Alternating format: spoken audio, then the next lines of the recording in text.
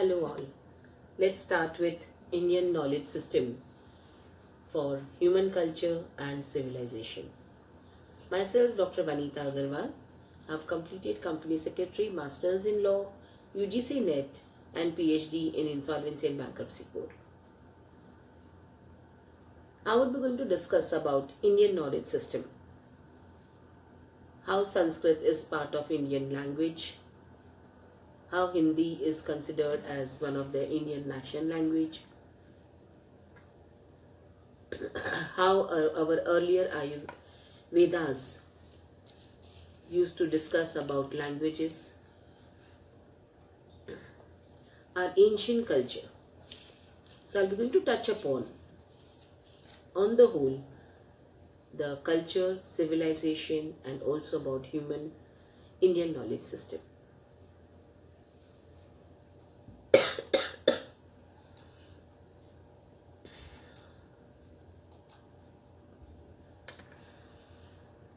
Now I would say that India has developed its system and also it has tested it from years together by practicing that system. We have also verified this system and finally made improvements as and when required over thousands of years.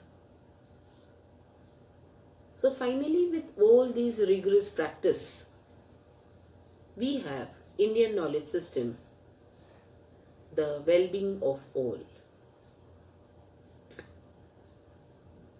It simply says that Sarve Bhavantu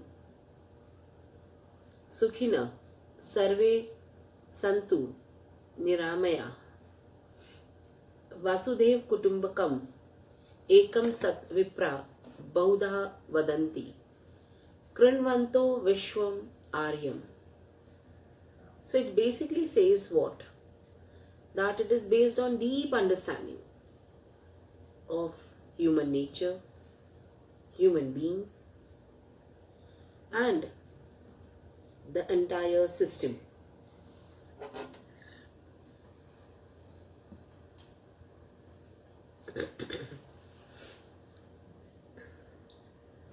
Now we find that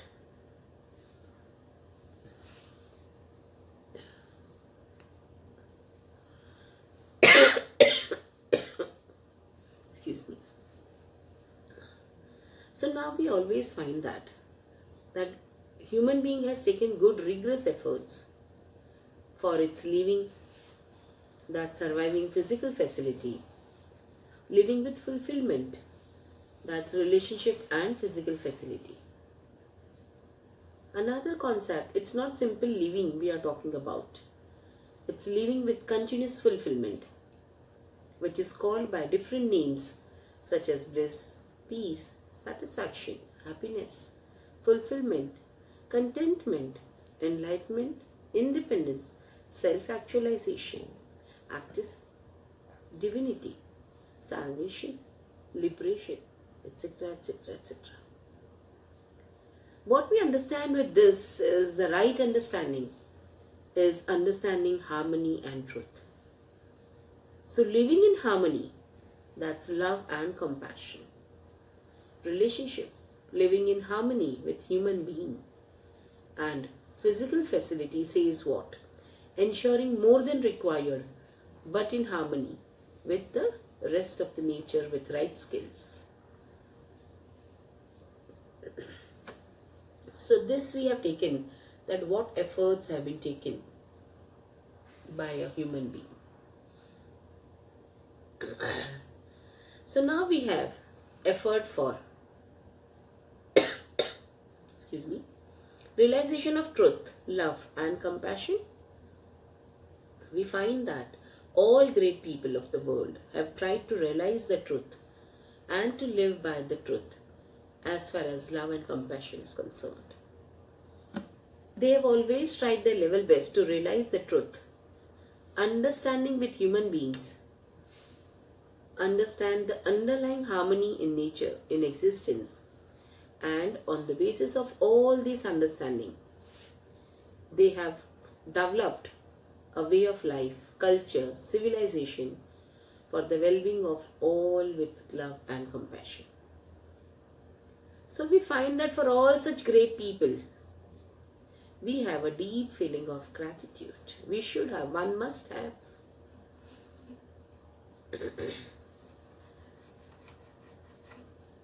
Coming to the next concept that deals with culture, civilization.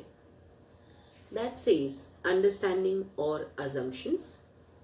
If I say about understanding about culture, that's the collective thought.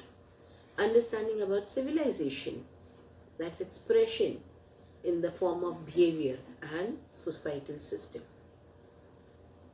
Over and above these ages, various cultures and civilizations have taken different shapes. But at the core, I can say that civilization is its culture. And the base of this culture is what has been understood or what has been assumed about the existential reality. That's about the truth, love and compassion. We all know that a civilization is the expression of a culture, maybe in the form of behavior or societal system. So in order to share our understanding, feelings, thoughts, different means of communication have been used by human beings such as language, literature, song, dance, drama, painting, sculpture, etc.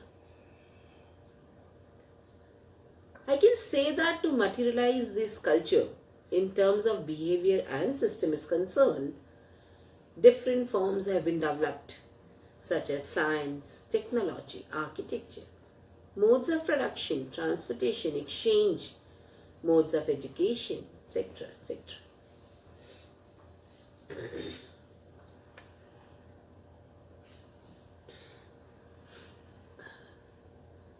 I would like to say about the holistic and human knowledge system.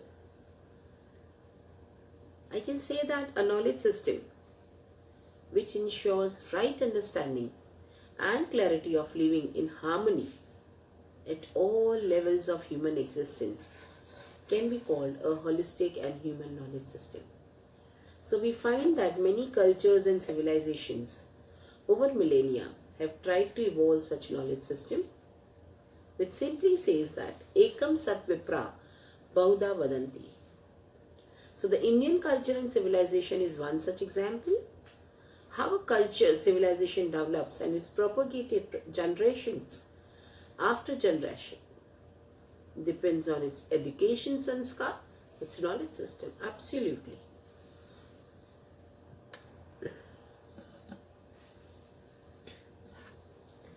The next concept, the next concept I would like to cover is about conduct, culture and civilization through education, through sanskar.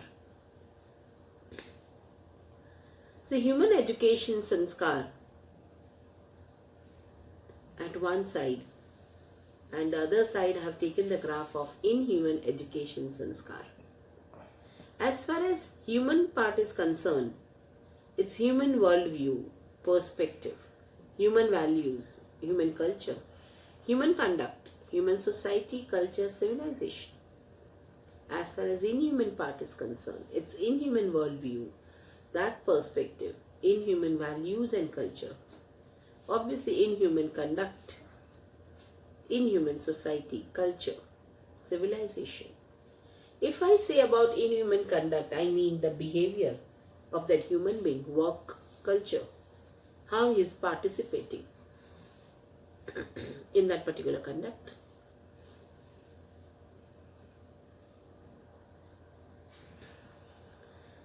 Next concept covers about holistic education. This deals with human education sanskar, which shows about human worldview perspective, human values, human culture, skills for living in harmony, and the last is human society, human culture, human civilization. So these all are covered in the main part of education. Along with this, value guided skills are also required.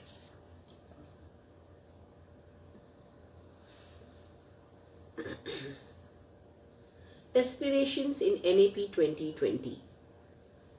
No doubt about it that education is fundamental for achieving full human potential. So to get the optimum human potential, one must be educated. Developing an equitable and just society, education is must. Also promoting the national development, education is must. Backbone, you can say. So we have to understand the meaning of full human potential, equitable and just society, and national development.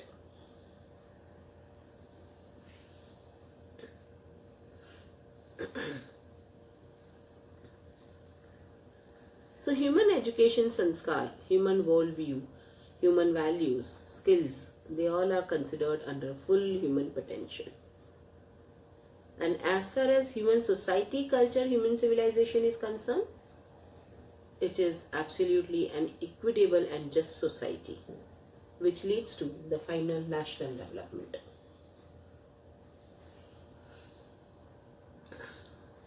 The next part is the problem and a solution. So the world today has become a mixture of various cultures. We can see urban, Western culture, liberal culture, Bollywood culture, traditional rural Indian culture, and many more. So as far as culture is concerned, we find that one culture is opposed to the other culture because basic assumptions and therefore thoughts are different. So even though there are communities at the core, the conflict is at the level of expression and details. So it's imperative to understand, to articulate the truth, love and compassion at the core.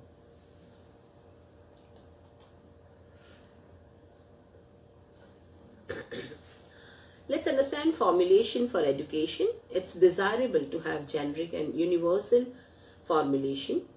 For example, we want to live with fulfillment as a society. This part is common, universal. In this way, it will help in understanding the basic principles, connecting basic principles with specific examples. It will help also the student and the reader and appreciate various cultures to see the commonality among them. So one must be able to see the common points.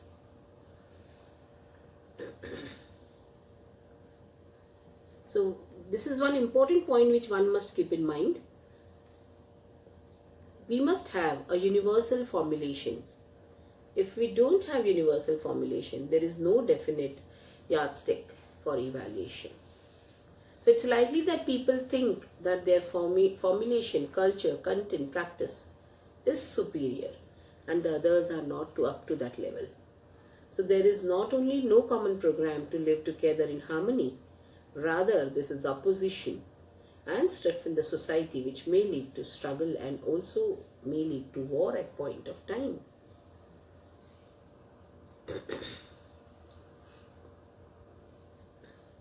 So we understand the Indian knowledge system, holistic and human. It is tested through practice, verified, and we have seen from years together. And it is also the well-being of the human being, and it is required for the holistic and human knowledge system.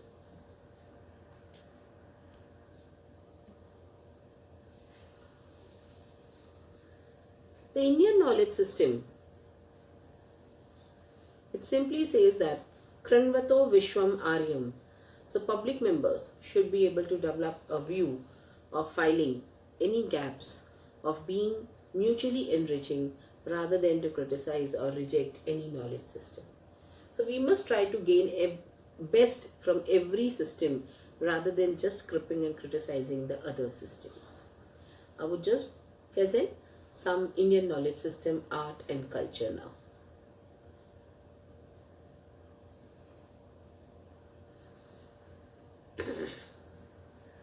So coming to the Indian knowledge system, art and culture. This is our farmers. This is what our culture heritage deals with. Tangible culture heritage and intangible culture heritage, which involves movable, immovable. We have importance of cultural heritage I have covered some of these Mathura and Gandhara School of Art with this landscape. Ancient Indian calendar. It was adopted by Georgian calendar. Ashoka. Then we have this language, word lipi, Brahmi script, coins. We have some heritage cities covered here. We have ancient Varanasi, Ujjain, Nalanda, Rameshwaram, Shantiniketan. There are some ancient herbs I've covered here, which can be used for medicinal purpose as well. We have our oral traditions, these some Vedas, Rig Veda. We have some dances, art and dance, cultural dances.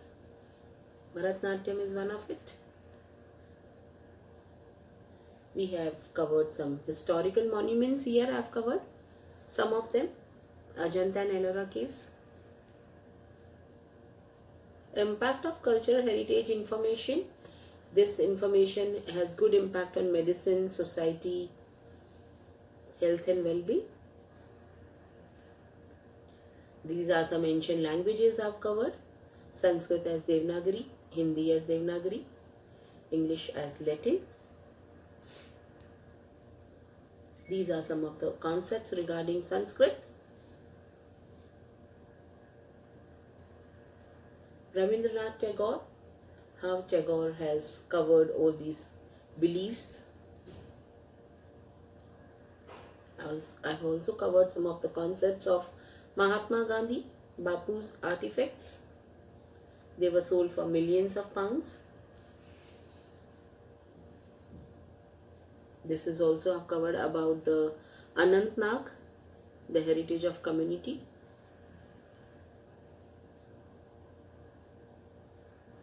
Adaptation of cultural heritage to climate change. And with this, I would end with this presentation. Thank you.